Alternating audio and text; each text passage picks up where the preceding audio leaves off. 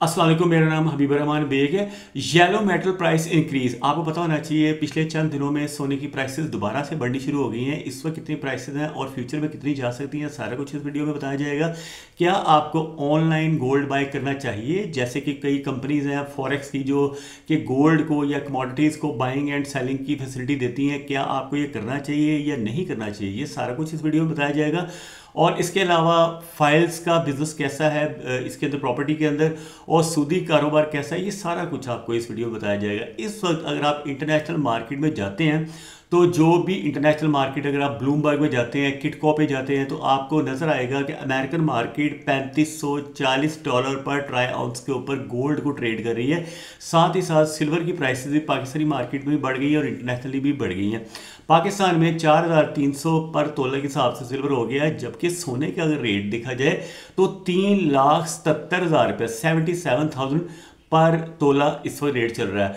एक तोला जो होता है ना, उसके अंदर 11.664 ग्राम्स होते हैं। अगर आपने इसको ग्राम में कन्वर्ट करना है तो ग्राम का जो रेट निकल रहा है इस वक्त, वो निकल रहा है जी 32,500। यानी अगर आप 1 ग्राम का सोने का कॉइन लेना चाहते हैं तो वो आपको मिलेगा 32,500 रुपये का, और आपने अगर 10 ग्राम का कॉइन लेना है तो आपको मिलेगा 3,22,500 का। ठीक है जी, 3,22,500 का आपको मिलेगा 10 ग्राम का, और 3,77,000 रुपये का मिलेगा एक तोला। और ये बढ़ने की उम्मीद है, इस वक्त दोबारा से एक मतलब लहर चल रही है सोने के रेट्स के बढ़ने की। लेकिन आपको मैं बार बार अपने तमाम वीडियोस के अंदर डिस्क्लेमर दे के बताता हूँ कि जैसे सोना है इसी तरह प्रॉपर्टी है। प्रॉपर्टी भी कभी ऊपर जा रही होती है, कभी नीचे जा रही होती है, लेकिन लॉन्ग टर्म में प्रॉपर्टी या सोना ऊपर जाता है। 2000 सन में सोने का रेट 6,000 रुपये तोला था, और अब देख लें 3,77,000 है। यानी on in the long run अगर आप देखेंगे तो सोने का रेट हमेशा ऊपर जाता है।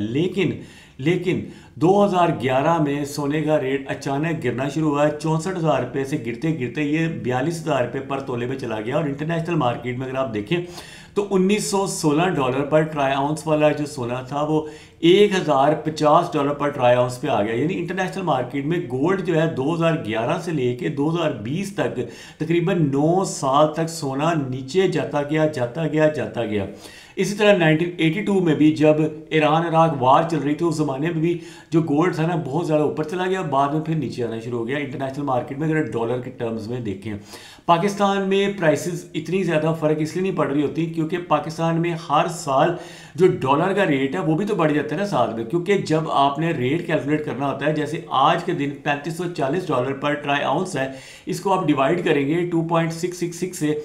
चूँकि मैं मैथमेटिक्स में अच्छा था हमेशा, मेरे 95 मैट्रिक में मेरे 95 नंबर आए हुए हैं। इसी तरह एफएससी में भी मेरे मैथमेटिक्स में अच्छे नंबर हैं, फिजिक्स में अच्छे नंबर हैं, केमिस्ट्री में, फिजिक्स में, और मेरे हमेशा से अच्छे ही नंबर रहे हैं सारी उम्र।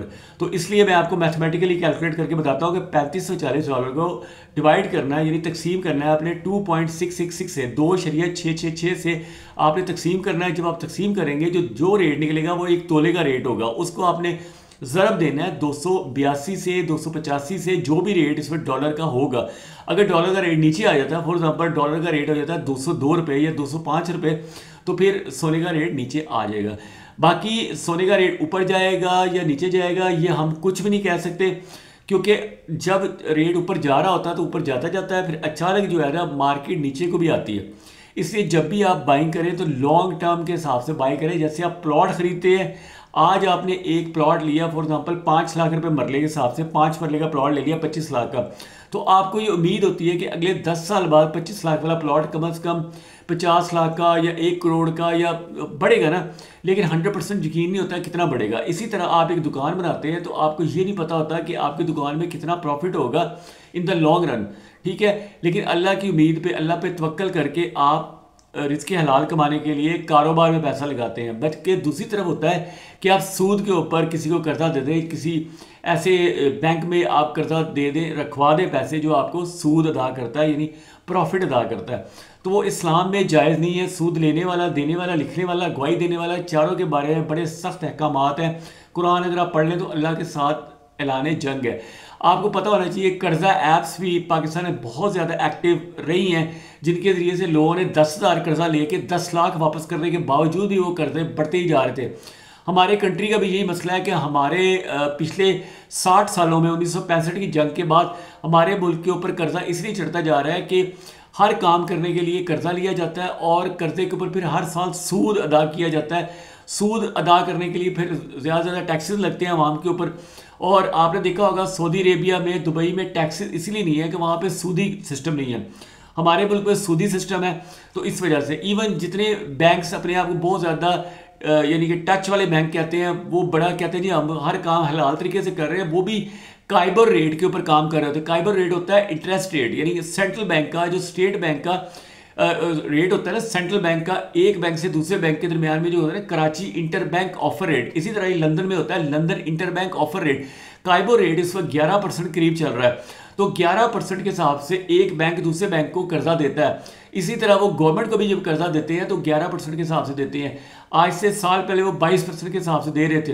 तो आपने देखा होगा बैंकों के अंदर पहले जब आप पैसे रखवाते थे तो आपको 22% प्रॉफिट मिलता था, चाहे वो अपने आप को किसी भी टच का बैंक कहते हो।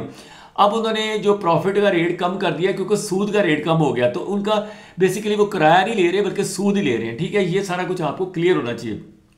और अगर आप किसी को हेल्प करते हैं, सूद देते हैं या लेते हैं, तो आप एक जुर्म में शरीक होते हैं, अल्लाह के साथ जंग में आप शरीक होते हैं। ठीक है, बाकी आपकी अपनी मर्जी है, जो मर्जी आप करें। तो येलो मेटल का रेट दोबारा बता दूं, $3540 पर ट्राई आउंस है और तोले का रेट निकालें तो निकलता है 3,77,000 रुपये तोला और 10 ग्राम का निकलता है 3,22,500 और 32,500 रुपये में आपको 1 ग्राम का कोई भी गोल्ड कॉइन, चाहे स्विस गोल्ड का लें, ARY का लें, मिलत का लें, कोई भी आप गोल्ड कॉइन लेना चाहते हैं तो अच्छी तरीके से चेक करके वेरीफाई करके उनका बारकोड, उनका सीरियल नंबर सारा को वेरीफाई करके आप ले रहे हैं। हाँ, एक आखिरी चीज़, आपको ज्वेलरी के अंदर नहीं इन्वेस्ट करना और इसी तरह से जो जितनी भी क्रिप्टो करेंसीज हैं इनमें भी आप इन्वेस्ट नहीं करना। इसी तरह आपने फाइल्स के अंदर इन्वेस्ट नहीं करना। प्लॉट ऐसी जगह पे इन्वेस्टमेंट करनी है जहां पे प्लॉट आपको मौके पे मौजूद हो, बिजली का खंभा या बिजली का कनेक्शन लगा होना चाहिए। अदरवाइज ऐसी जगह पे प्लॉट ना लें। फॉरेक्स के अंदर पैसा ना लगाएं। कितनी भी इस तरह की ऐप्स हैं उसमें पैसा बिल्कुल ना लगाएं।